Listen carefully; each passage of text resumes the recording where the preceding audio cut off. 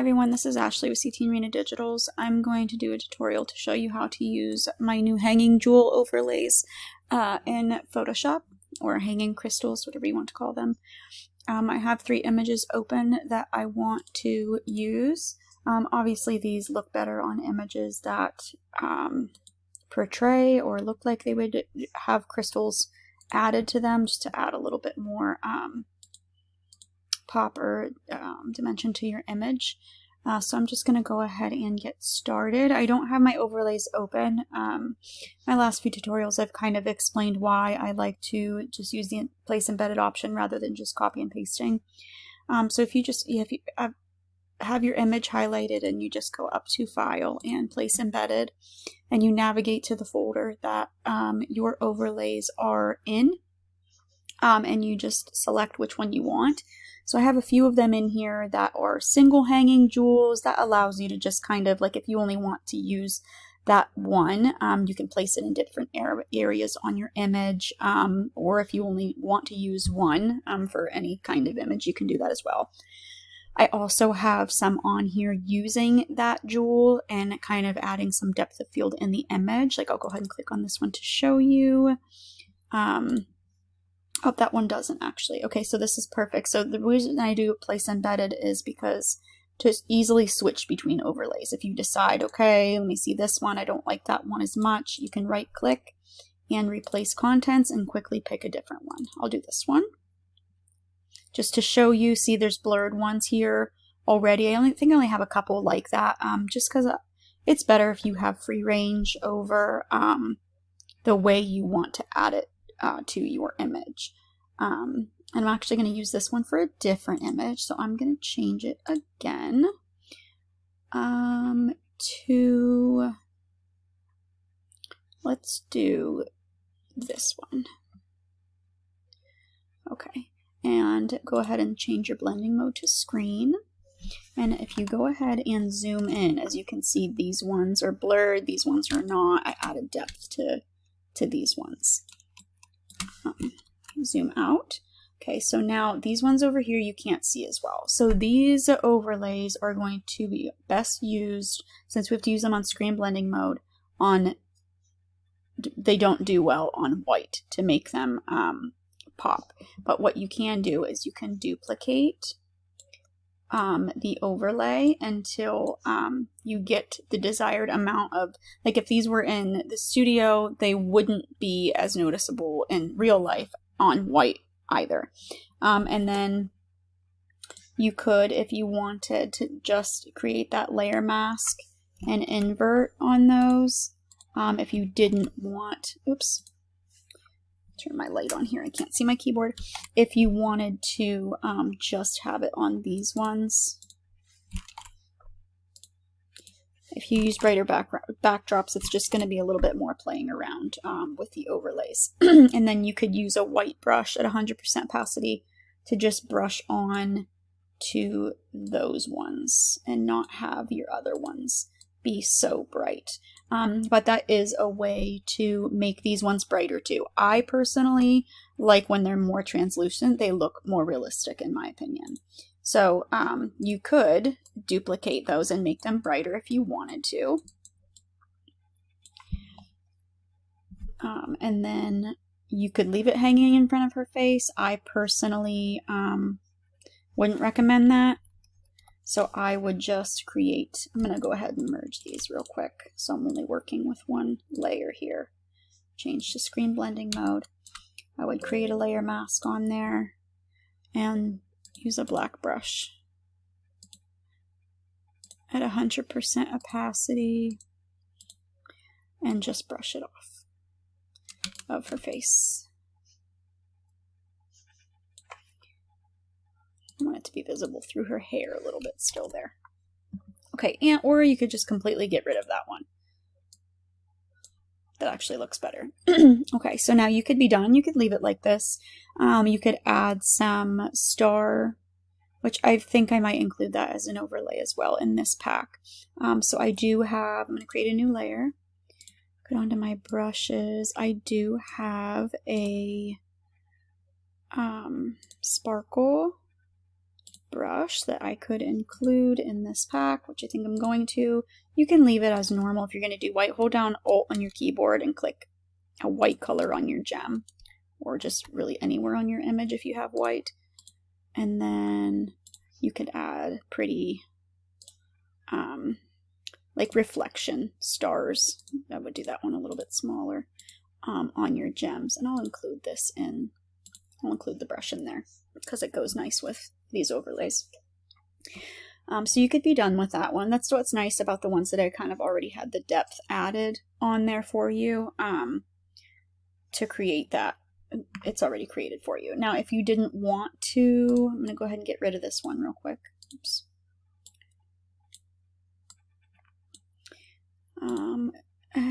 File, place embedded. I'm just going to grab this one. I'm going to change the blending mode to screen, resize. Now, if you're wanting really small ones and you want them down here on your image, I'll show you a different, easy way. If you just zoom in when you do that, and there's a couple different ways you could do this. You could grab your marquee tool and you could just do this and copy and paste and then drag it. This would probably be more time consuming, honestly, if you did it this way, but that's one way you can do it. Change the blending mode to screen. You would just have to match these gems up so it doesn't look like it's overlaying too much. Or you could just grab your clone tool, which is the way that I do it. It just depends on your image. I try to do some smaller ones and some larger ones, but you're obviously going to have to edit it to what works for your image. You can just grab the clone tool and come down here and grab one of these, come back up here, match it up. Oh, it's a smart object, so it's just going to say that it has to rasterize the smart object first. Just press OK. And then just keep painting up with that clone tool. I made it really small, so I kind of got to go far. You can make your brush bigger for it to go faster. And then that would be a way to make that smaller, and then you could just duplicate your layer and move this one. Say I wanted that one there. Duplicate it again. It just gives you a lot of options. Say like I wanted that to seem like it was way behind her head. I would just go up to filter, blur, Gaussian blur, add some blur to it so it seems like it's in there. I would also probably add a curves layer to that one and drag it down so it's more translucent and not as visible as these ones here. If you wanted this one, for instance, to seem like it's not as bright, just add a curves layer, create that clipping mask by pressing that key right there, and that just makes sure it applies to just your overlay and not your backdrop. Pull that down. As you can see, it gets rid of some of that white and it's more of like a crystal, like a clear. So that's an option. You can also use these as black. If you go to click on one of your overlays, press Control or Command I on your keyboard, and that's going to invert the layer. And then instead of screen blending mode, use it on multiply, and you can get black jewels. Sometimes you can, I have before playing around with these because I've created them a while ago. I just haven't got them listed until now. You can drag it over this and lower the opacity. If you have one that's kind of not as visible as you'd like, that kind of gives it more like a different look to it, and you can play around with the opacity of those ones too. Oops. Which one? There we go. See, it kind of gives it more of a dull shiny look. And then you could duplicate those ones, or sorry, merge those ones. I just merged the whole image.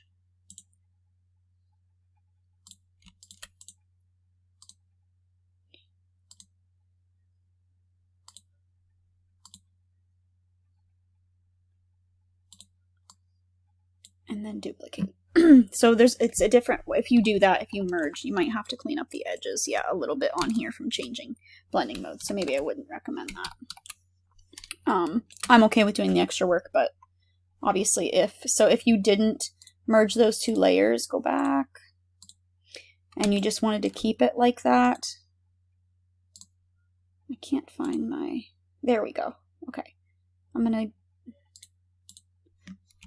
merge this real quick, change that to screen, and then just duplicate that one again.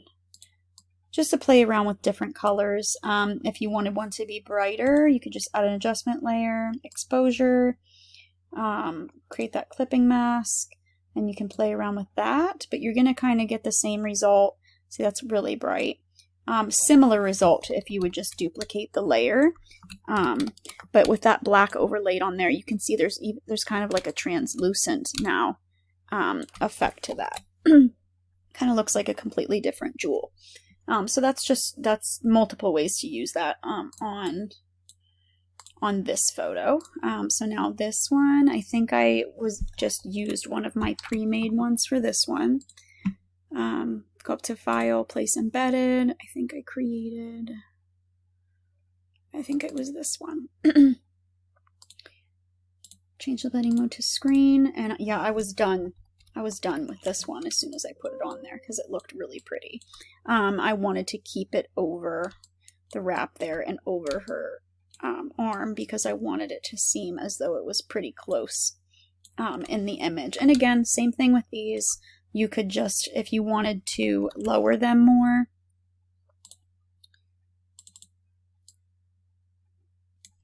you could, and then you could extend these. Another way to do it too, depending on what it's hanging from, you could just take your marquee tool and drag it. Make sure this is not checked up here because that's gonna mess you up. And you can just drag it up like that.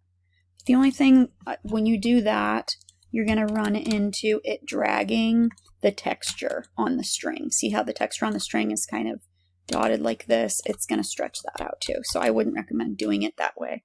If I did extend, I would obviously brush this off of. I would probably get rid of that one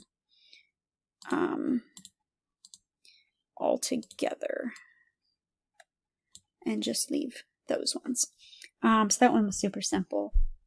Just another way to use it. So this one, I kind of wanted to do something a little different. Go to File, Place Embedded.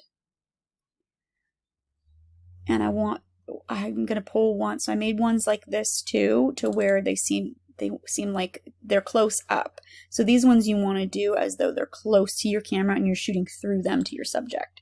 So I change the blending mode to screen. Now I want to change the tint to these as well.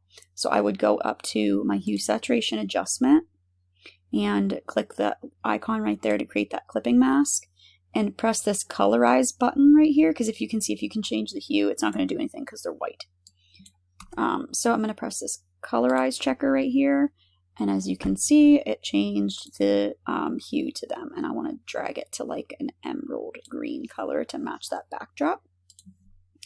Go ahead and merge those two layers, change my blending mode again. As you can see, it has that green color now, to screen. And if you wanted, you can, actually I might do that. Let me go back. I'm going to brush it off, use a black brush, 100% opacity. And I'm going to brush it off of the chains. Because I don't want those to be green. I just want the jewels to be green. I'm just going to do a quick job of it. I would spend a little bit more time, zoom in a little bit to make sure I wasn't brushing off the jewels, but it also really doesn't matter because I'm going to be blurring it anyways. Okay, so now I'm going to go ahead and merge those. Change the blending mode to screen, and then I'm going to go up to filter, blur, Gaussian blur, and play around. It's just going to completely depend on how far you want it to seem like the jewels are to your camera. I don't want to blur them too much because you won't really be able to maybe tell what they are. I still want to see some of the detail. So I'm going to leave it like that. And then I personally would probably, they're a little too bright in my opinion because this image is pretty dark. So I'm going to go up to my adjustments, curves, create that clipping mask, and I'm going to drag this down so they're more translucent. I still want to see those chains, but not as much. And you can just play around with that. You can do that in different ways. If I probably with levels, I could clip that and drag that to make it a little bit darker. You could probably use your burn tool on shadows and just brush that on a little. Midtones. Lastly, highlights, and just you can play around with them till you get them to where you'd want them to be, but I would probably just use a curves layer. And if you want, you can adjust the opacity on them too, so they're not as noticeable. But when you do that, it takes a lot more away from them. Excuse me. Okay, so I'm actually going to add a little bit more blur. I maybe made them a little too green. There we go. And I put her face into a position to where it was positioned in between those. But again, if you need to brush anything off, you would just create that layer mask and brush it off. I think that is all I was going to do. Let's see, I showed how to kind of create depth of field and make them darker, make them lighter, change them to black and overlay them. You could use them completely black on a backdrop if you wanted to. Can't really see much on hers right now, or on this shot. And then this one, how to use the pre-made ones, which are super easy, but again, they don't work for every image. So I wanted to do a lot to where they would work for every image. And then how to overlay where it's closer to the camera. Now I have a lot in here. There's like a curtain, which is pretty popular. You can manipulate these however you want. Like say I wanted to take one, like I kind of like these strands, but I don't want them that close together. Highlight it with your marquee tool, edit, copy, and just paste it into your image. Position it however you want to. Of course, change the blending mode.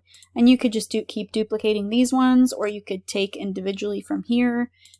It's kind of endless what you can do with them. Same thing with these. If you want to extend them, I would just use the clone tool.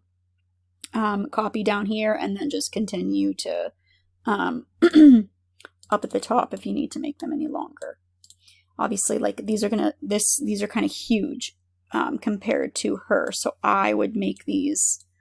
Hold on, I'm gonna click this up here to keep my proportions.